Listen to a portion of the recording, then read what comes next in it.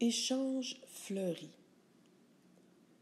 Quel jardin magnifique que celui de Marco le jardinier. Situé dans un paisible quartier surplombant la ville, il jouissait d'un ensoleillement exceptionnel. Des fleurs à profusion s'émancipaient dans toutes les directions. Des arbrisseaux aux vifs coloris déployaient leurs bouquets somptueux. Une cascade coulait en une mélodie si harmonieuse que tous les oiseaux du voisinage s'y donnaient rendez-vous.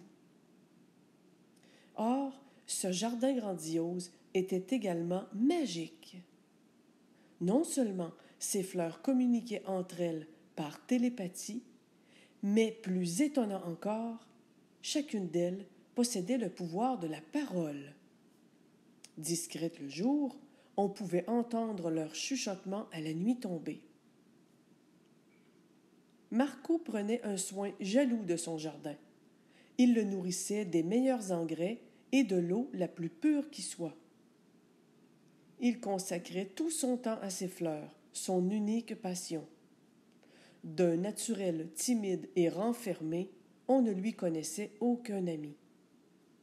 Toutefois, chaque été, il ne manquait jamais de s'inscrire au prestigieux concours Paysages fleuris organisé par sa municipalité.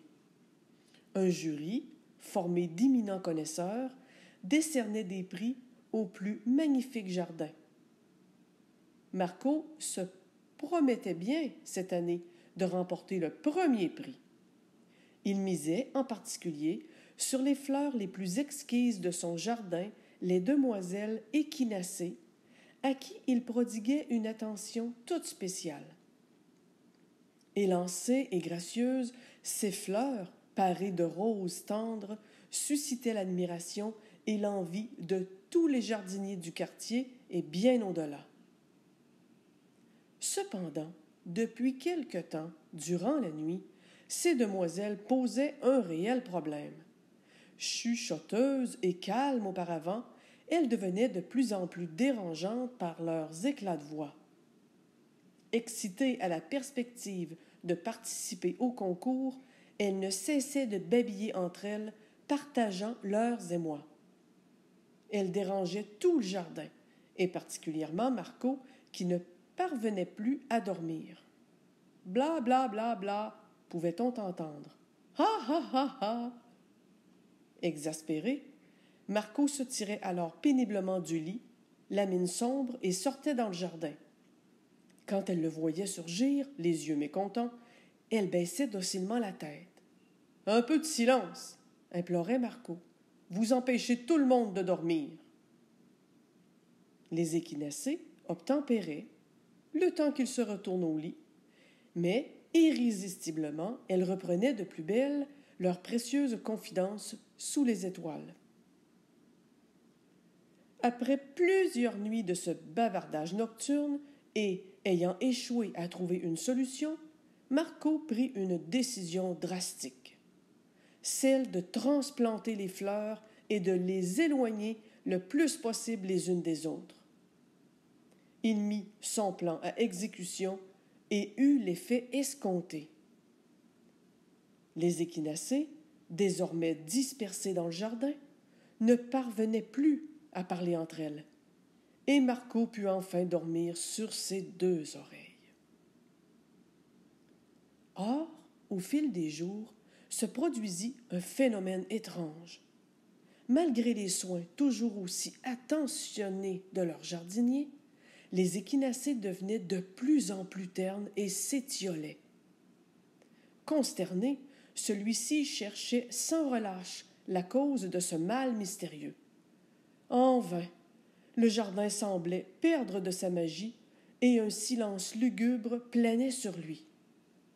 Il ne voyait aucune issue.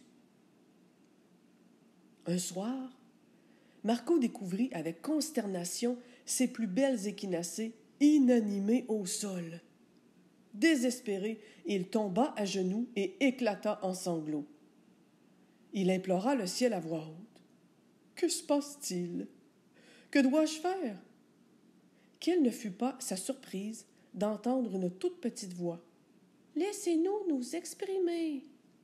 Il se retourna vivement. Hein? Qui a parlé?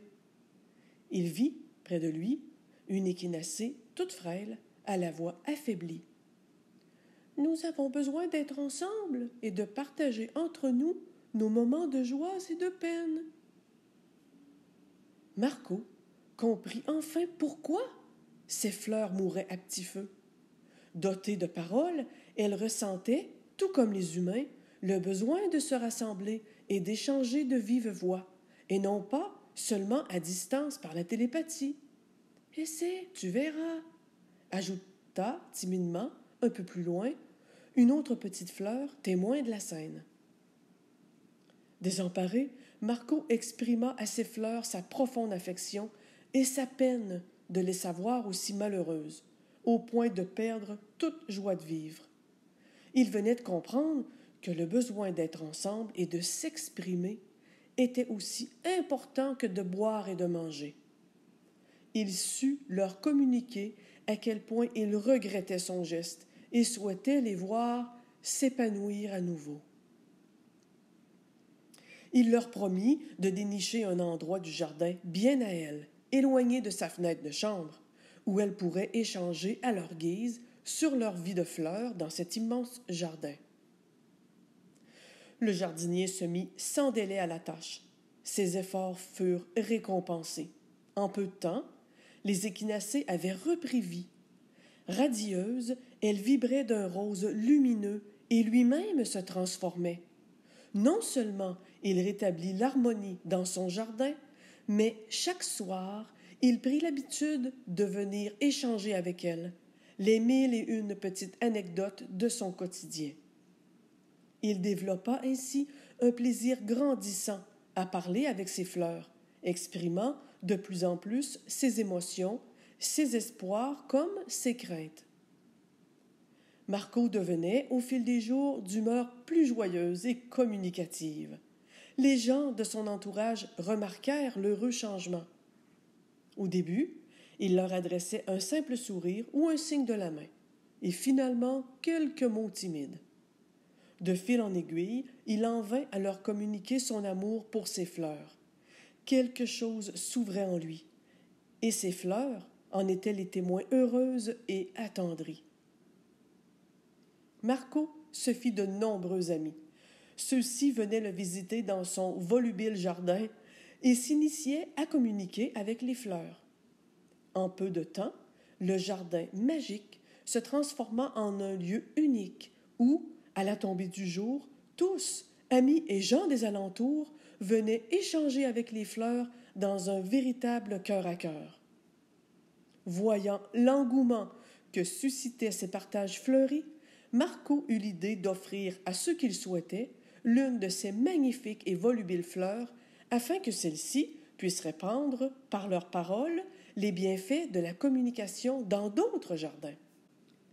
Dorénavant, grâce à Marco et ses fleurs, les gens apprenaient à dialoguer davantage et des échanges fleuris naissaient de part et d'autre de la grande ville. Et devinez quoi? Cette année-là, une magnifique banderole portant la mention « Grand gagnant paysage fleuri » s'étalait fièrement dans le jardin magique de Marco.